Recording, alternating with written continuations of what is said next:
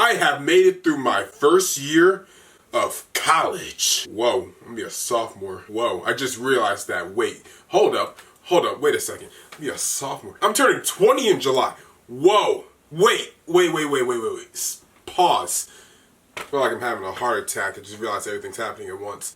Wow. Is this still recording? Oh, okay. Hey guys, it's been a long time since I made one of these videos and made videos consistently on this platform. So I wanted to come back strong with a nice old news video. I think it's a good way to return to YouTube before I really get back into the consistent video making that I'm known for, right? So I figured my nice return video would be a nice little Talk Malcolm Talk. Well, there's some stuff going on in pro wrestling right now that I can talk about, but I mean, in all seriousness, the amount of videos I could have made throughout like these weeks and months of really not recording stuff. The amount of crap's been going on in wrestling so far. I mean, like, there's a wild card rule. I'm a genius. That's freaking stupid. The NWA had the Crockett Cup. That was such a great event. Bray Wyatt is now Steve from Blue's Clues, but like a demented version, and it's kind of freaky, but I kind of like it. It's kind of cool. I don't know why, but I'm digging it. Jon Moxley uses Twitter. He didn't even use it when he was in WWE. What? Huh? Okay, cool. Double or Nothing's in a couple weeks. I need to make all the AEW videos now. The next 30 videos are all gonna be AEW related because I need the views. And also unrelated, James Charles has now been canceled. I mean, I'm not gonna lie, like last night, I literally watched his sub count drop for about 15 minutes straight. I was eating popcorn while doing it. Not the best way to spend 15 minutes of my life, but it was like weirdly satisfying to watch the number drop as I put the popcorn in my mouth. I was like, ooh, 15.5 million. Pop. Ooh, 15.3 million. Pop. Ooh, 14.8. Ah, that's awkward. So YouTube sisters, never thought I'd say that out loud. Trying to turn people, trying to take their sexuality and switch it. That's something's different. But in any news, YouTube, what's up? This is Talk Malcolm Talk. There's a Squeeb logo back here. Make sure to buy yourself a t-shirt. Boom. I'm back on YouTube. What's up, YouTube? Let's get it going. Talk Malcolm Talk. Episode number 80 something. Just do the little thing. I think nowadays as a wrestling fan, it's very acceptable to like wrestling that's not just the WWE anymore. Mainly because WWE has sucked for the past couple months. I mean, like, I'm really excited about Kofi being champion. WWE's kind of sucked, right? And with that, it makes you want to watch wrestling outside the WWE. And something I've been watching for a long time now is MLW. Major League Wrestling come back in a really big way, and trust me, they've been putting on so many classic matches that's been like insane for the short amount of time since they came back to the wrestling scene. MLW recently announced that they signed a really big name in pro wrestling that will soon be a part of their MLW TV tapings, you know, that'll be on Fusion. That being a former 3-time Impact World Champion, a former WWE superstar, and also a former Ring of Honor World Champion. I mean, the guy is the greatest man to ever live. He's also a vegan. Didn't really need to say that, but I just felt like it was needed to say. He's a vegan. MLW have recently announced that they have signed Austin Aries. Whoa, I thought he was going to AEW, not gonna lie. Aries by far was probably the most underrated free agent in pro wrestling right now, and it's surprised that like a lot of companies weren't going after this guy, like New Japan weren't going after him, or Ring of Honor, Impact trying to bring him back. It's gonna be pretty insane to see another guy that was really big in Impact Wrestling now being part of MLW. Because MLW has built up Low-Key, who's a former Impact Wrestling star, as like one of their top guys in their promotion. Also was having someone like Jim Cornette as a commentator who has, you know, history with Impact Wrestling. It's interesting to see how they're taking these former ROH and Impact talents and kind of turn them into MLW guys. But to add to that, I mean, Austin Aries had a really weird exit from Impact Wrestling. I mean, we all remember what happened to Bound for Glory. I say that's interesting because MLW does have a partnership with Impact Wrestling where they have done shows like over WrestleMania weekend up having MLW versus Impact, and even with some of the Impact Wrestling stars being on MLW TV, like, you know, Rich Swann, he's currently in the ranks for the MLW National Openweight Championship Tournament. It's kind of weird to see what's going on because like with Impact and MLW having this partnership, and for them to go out and poach someone who was basically their top guy at one point, it's gonna be weird to see how that partnership still correlates with each other, because maybe they might still have hard feelings for each other because MLW just took Austin Aries, and maybe Impact doesn't want to have Austin Aries around them or have anything to do with them. So could this possibly damage a partnership between the two?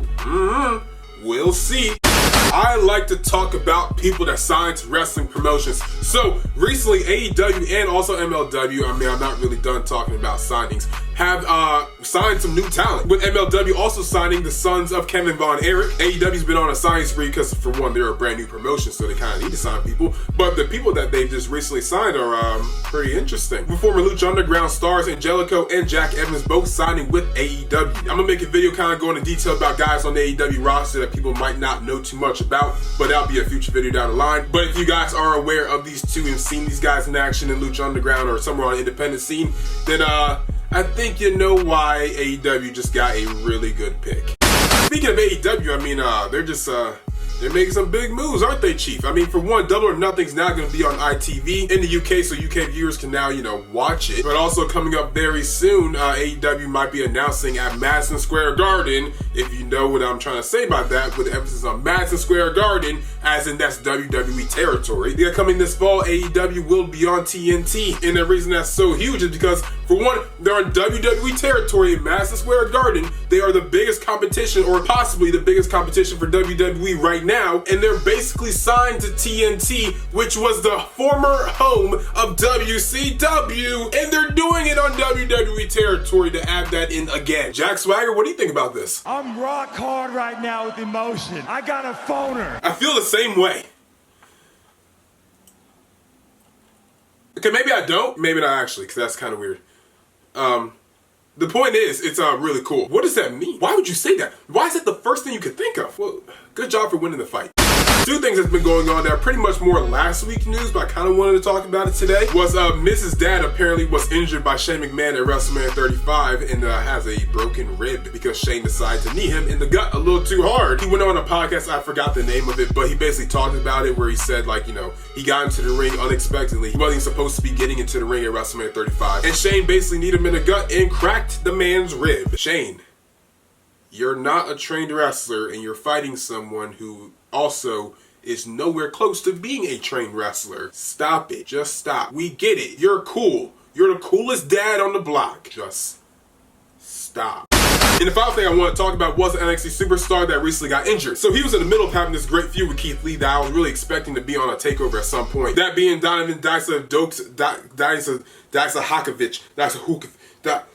Donovan Dijak. That's what I'm sticking with. I don't care what his WWE name is. Donovan Dijak is what I'm saying. There's too many syllables and I will not try to pronounce that. He recently tore his meniscus and he put a video on Twitter where he said this. Yesterday morning, my knee was surgically repaired in Orlando, Florida. Now, I know that many of you'd consider this a burden or a setback, but not me. No, I consider this a gift. I'm happy that I had a tear in my meniscus because this represents sacrifice.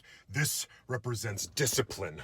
I had to rip away the weakness to rebuild it to be stronger than ever using my blood. And when I was through, the only ones waiting for me were my family. The only ones ever waiting for me are my family. They will drive me to return stronger than ever and to regain what is rightfully ours. That's the North American Championship. Considering that he tore his meniscus and whatnot, most people will be upset, but he's taking it like a whole soldier. Apparently his injury's only a 4 to 6 week kind of thing, so I'm sure he'll be back in the ring really soon. Hopefully he can pick up where he left off on that feud with Keith Lee, because for one, that's a really good feud for Keith Lee and a really good feud for Dijak. It gives him a lot of credibility of these two just fighting out to see who's the best. And both these guys are the future NXT, and I really want to see both these guys do so well, because I loved watching both these guys on Independence. I mean, especially Keith Lee, but really I love Dijak as well. This stuff and beyond wrestling was just beyond insane. I just realized what I did there. Malcolm, you corny, cheesy mother father. I might as well just start a TikTok with this corny crap. But in all seriousness, the guy is really talented. I want to see him do really well in NXT and do even better on the main roster. So all credit to him. Love the fact that he's really positive about this and heals up even quicker, gets back in that ring, back on takeovers, and possibly in that NXT Championship picture, because the dude deserves it. But yeah, guys, this is pretty much the video. Comments down below. What's been your favorite thing about wrestling since I've been gone? Honestly, there's been so much that's been happening. I mean, like Bray Wyatt, this new gimmick, this wild card rule, just stuff outside of WWE, there's stuff in Impact Wrestling going on right now. There's a new world champion, Brian Cage. There's so much going on in wrestling, I really don't know where to even look at or talk about, because there's just so much going on. I just love wrestling so much, and I'm just happy to see that Vince McMahon keeps making up these stupid rules. I have more than enough time now to make all the videos, because I don't go back to school until August. But thank you guys for watching the video. Really enjoyed. Make sure to like, comment, share, always subscribe. We're getting really close to 17,000. Subscribe to me, help a brother out, and we outie. We going up like 1,000. I'ma flex just like a MuscleManMalcolm. We going up like 1,000. I'ma flex just like a MuscleManMalcolm. When it just like 1, 2, 3. If you like the channel, this subscribe. If you like the channel, this subscribe. If you like the channel, this subscribe.